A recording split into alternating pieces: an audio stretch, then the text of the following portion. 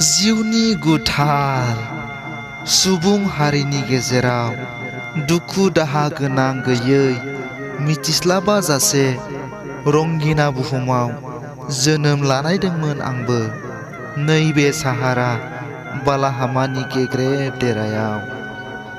बेनो नामा जोनोमनि बान्थाया? हाय गसाइ, लैथोनिख्रुइबो थौसिन दुखु, अख्रां बादि सिमना मोनै जेंना, जिउनि आगानफ्रोमबो हेंथा, फेरलेबसेल' सुखु गोजोन आंहा बे उजियाव। लरहायनाय देहा लानानै माबा मोनगोन साननानै दावगादों, नाजादों आरो हास्थायदोंमोन गुवार साहारा बालाहामानि निजोम देरायाव।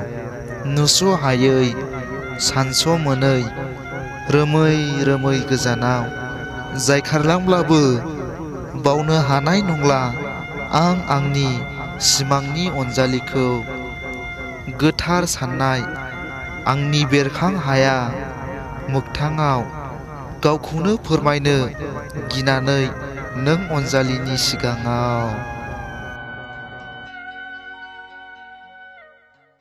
खन्थाइ मुलुगखौ मोजां मोनग्रा आंनि आंगो लोगो नोंथांमोन, बे खन्थाइ आवरायनायनि सायाव माबाफोर गोरोन्थि नुदोंब्ला आसि दिन्थिनानै कमेन्टआव खोन्थाहर आरो मोजां मोनदोंब्ला आंनि इउटिउब चेनेलखौ साबस्क्राइब खालाम, लाइक खालाम, शेयार खालाम आरो लोगोसे साखाथिनि बेल आइकनखौबो थुनानै होनो दाबाव, जाहाथे आंनि गोदान गोदान खन्थाइ आवरायनानै आपल'ड खालामनायखौ नोंथांमोना बयनिख्रुइबो सिगां मोनहैनाय बादि।